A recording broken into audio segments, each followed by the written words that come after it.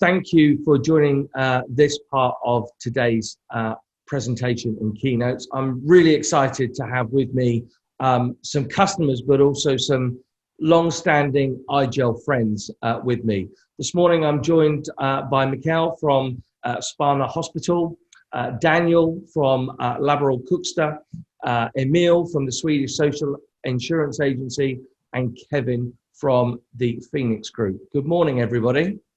Morning. Hi, Simon. Good morning. So if we just get rid of that screen, hopefully now everybody can obviously see us.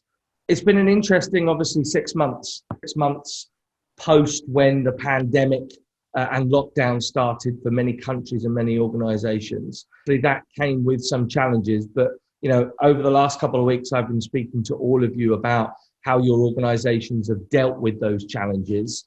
And you know, the good news is that I think all of you hopefully would agree that you were able to enable work from home where possible incredibly quickly. But I just wonder, are there any stories or challenges that you may have faced either at the start of that or during the last 6 months that you might want to highlight to us? You're all using a form of desktop virtualization and IGEL. Maybe, Mikkel, could we start with you? You are a VMware VDI customer, a user of IGEL. There's what, 4,000 odd employees, staff and students that you have to support in your hospital. How's that transition for you?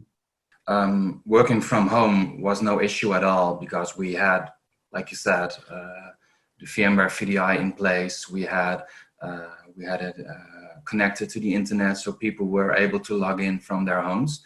The biggest challenge was making people talk, communicate with each other, besides email and WhatsApp and stuff like that. So we had to implement some form of unified communication really fast.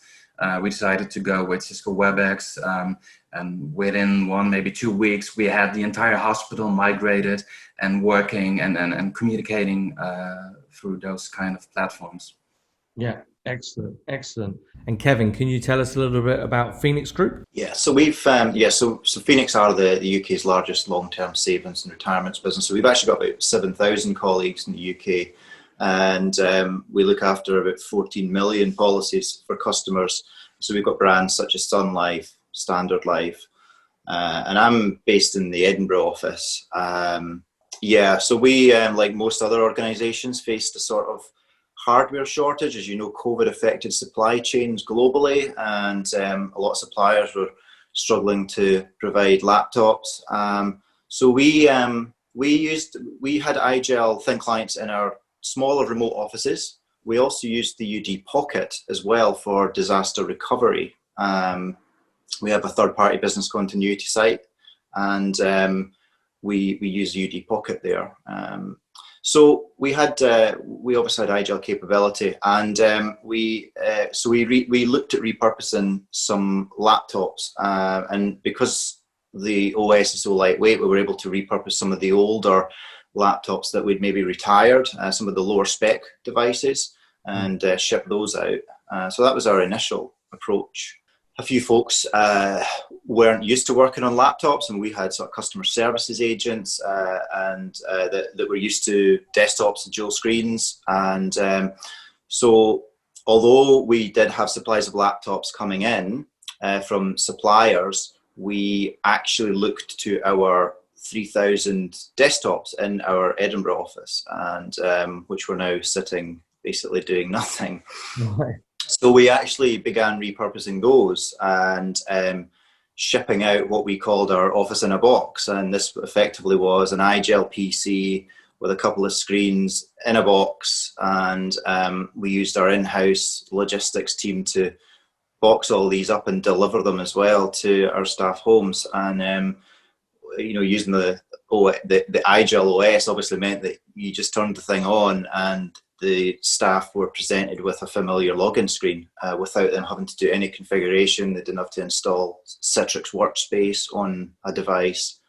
So these things were good to go when they arrived. So yeah, very good. Okay, Daniel, what about you? You're also in the financial services industry and long-time user of IGEL and VDI. How was it for you? We have a very good experience because we were everyone in VDI and everything in IGEL. But we have problems with the home users because their PCs, they were, some of them were fine, but the other was like very bad PCs. So we use UDC Pocket to avoid all of these old PCs and old Windows with all the stuff on there, antivirus, old application and the user is installing on the PC. So we remove that layer. So we avoid a lot of problems with the UDC Pocket. We have to get a business continuity because we're a bank and the money has to be moved. So it was a very big challenge for us. Yeah. Emil, can we come to you? I know you've been a long-term user of VDI and IGEL, and I've got some very good stories about how you got introduced to IGEL at a Citrix Synergy event in Vegas once. But how's the whole last 6 months been for you? Are people now working from home? Are people coming back to the office? We are doing 50-50 here in Sweden, at least at our organization. Mm-hmm. But what we saw was that we already had everything in place, the VDI solutions, the Citrix gateways, and Skype for business. But, when people work from home, most of them have kids. And we have the requirement, for example, we need to use smart cards. And kids like to play games. And they run some script to optimize the computer, and it accidentally turns off some services like smart cards. So I think IDLOS and UD Pockets is something we will really roll out to the employees. Yeah. And how many employees are you now serving with your virtualized estate? We have 14,000 employees and have 5,000 VDIs. Wow. Okay. And you use a mix of both the IGEL software and the hardware, correct? Yeah. Mikkel, while I've got you, this isn't necessarily IGEL or VDI related, but you told me a really interesting story when we spoke last week that I think people might want to hear about, which is, when we think about IT and we think about what's happened and the technology we use, we commonly think, particularly in hospitals, about improving patient care by giving the employees, the nurses and the clinicians, a better experience via these technologies. But you've got a story where IT has now been involved in actually taking IT and technology to the patients. Yeah, we were thinking about doing a pilot for patients, giving them iPads and enabling them to access their EPDs, have some kind of entertainment access, TV channels, enabling them to be in touch with their friends and family, but also being able to chat with nurses, doctors, etc. So we were already starting to make the necessary changes to enable us to do so. And then the pandemic came, and we thought, well, can't we use the same system to do something for these COVID patients? And again, within a couple of weeks, we had an app and we had tablets. They were sponsored by different companies, and we were able to really do something for these COVID patients because they were isolated. They barely got any visitors. They they were so lonely, and by giving them these iPads, we enabled them to, well, to have some kind of entertainment, be in touch with their friends and family. So that was really rewarding. Yeah.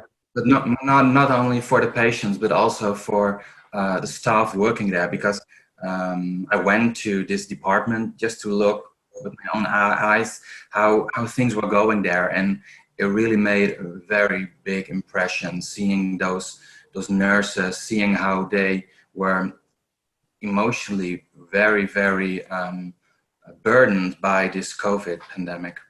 Mikkel, I think it's a great story. Thank you for sharing it with us. Unified comms seems to be quite a common topic of conversation at the moment. Yeah, Kevin, is there anything that you've had to do? So we were able to utilize the HDX optimization to provide the video and Skype capability, and the performance has been in office-like, really.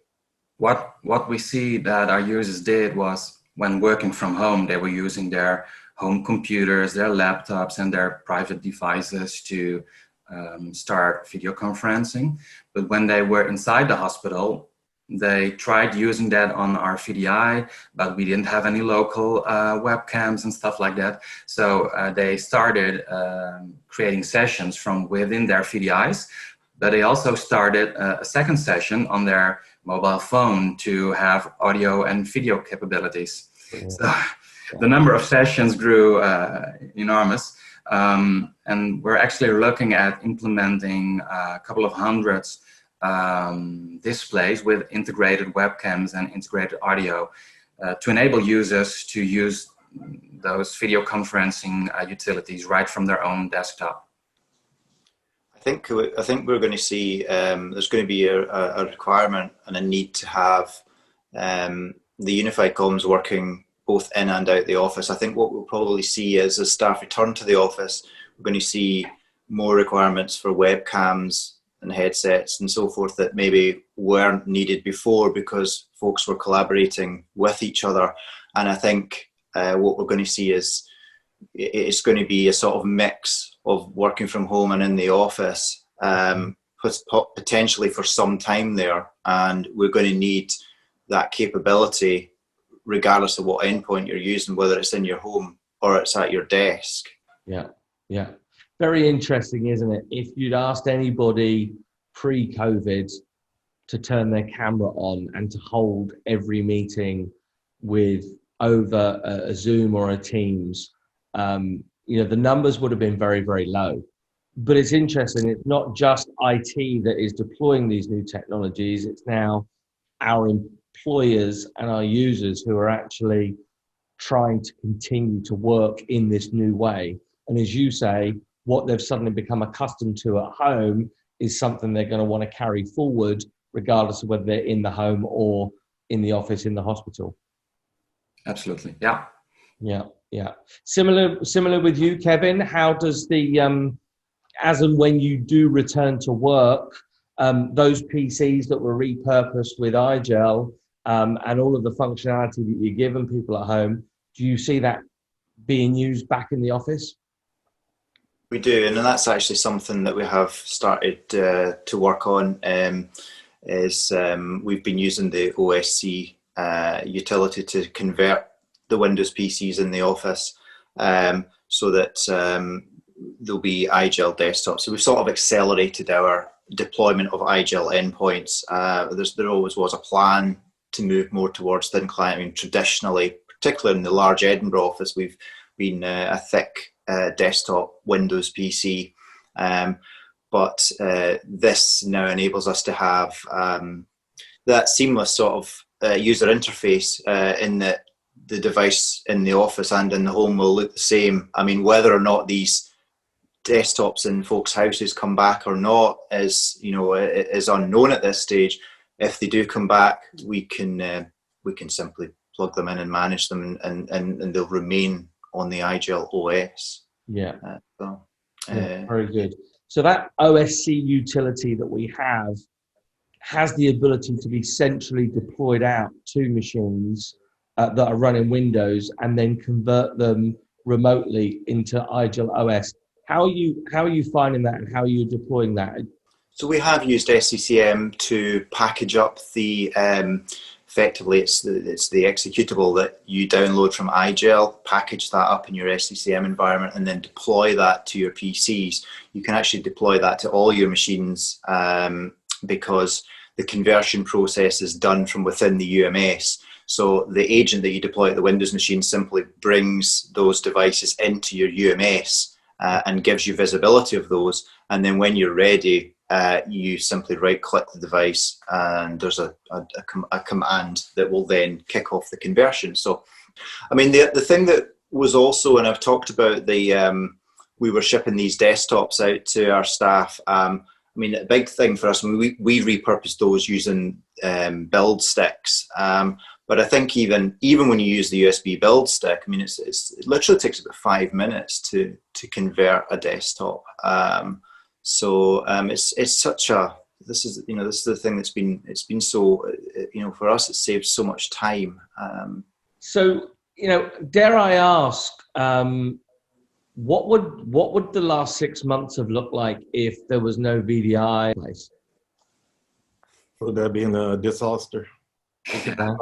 We cannot run everything on VPN. We have already doubled our capacity on VPN, even though we have so many that is running NetScaler Gateway. Mm-hmm.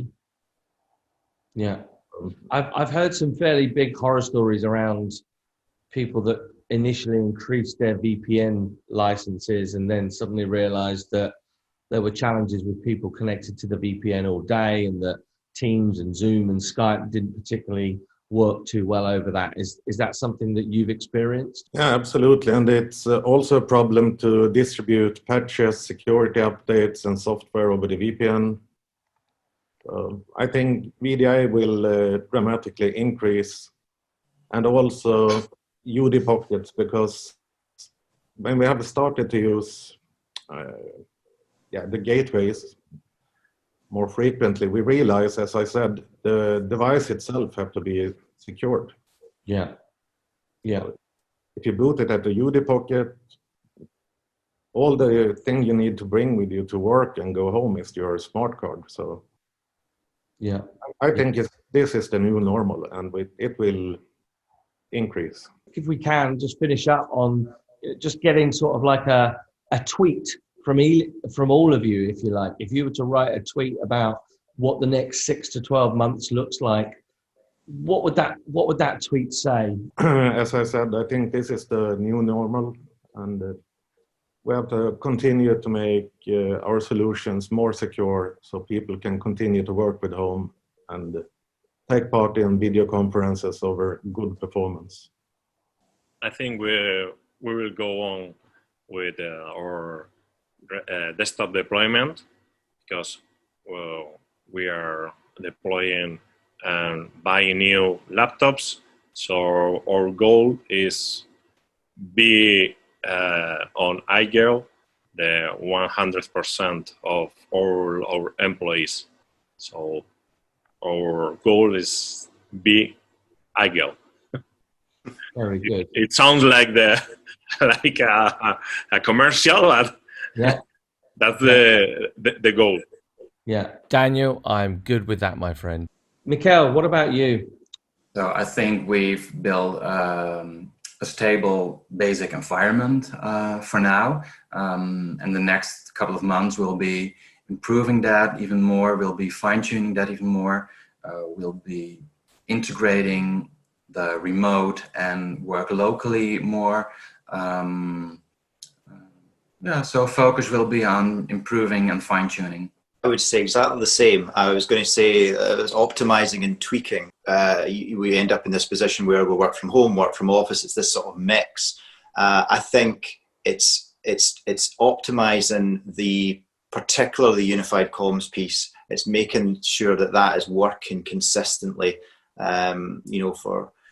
For video calls, audio calls, contact center. There's a number of challenges out there with making sure all components line up, and with IGEL's newest OS. There's Teams optimization there. There's Zoom optimization. So there's quite a lot of there's a few new features to explore.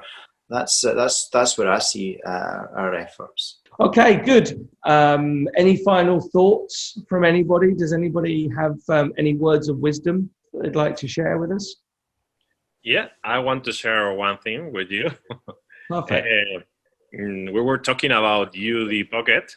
Yes. When we were on Windows, we were converting all the PCs from Windows to IGEL, and our support guys, they called to the UDC Pocket the troubleshooter, because it was great, because when they have a problem, they go just with the UDC Pocket and boots up the machine. Yeah. Hey, here is working, and here it's not working. And it was for them, it was a very big thing, because a lot of problems were solved with UDC Pocket. Yeah. And it's interesting as well, because when I spoke earlier about the UD Pocket that we use in a syndicated third-party business continuity site, the supplier themselves actually commented to us that so they're probably used to deploying a corporate image for when companies invoke their business continuity, and they push out a corporate image to the machines for the company. With us, we just hand out a UD Pocket as the staff come in the door, and they plug them in, and the supplier has said, actually, you've got the slickest business continuity mechanism that we've seen. So we thought that was quite interesting. But yeah, it's just, there's no large corporate build to deploy there. It's it's such a lightweight OS, isn't it? Yeah, definitely. Good. If people want to learn more about your particular deployment, then some of these sessions have been pre-recorded. I know I've done some interviews with a number of you, which have now been packaged up, and they're available for people to take a look at today. But on behalf of everybody at this event, on behalf of IGEL, thank you to the four of you. Thank you very much from me.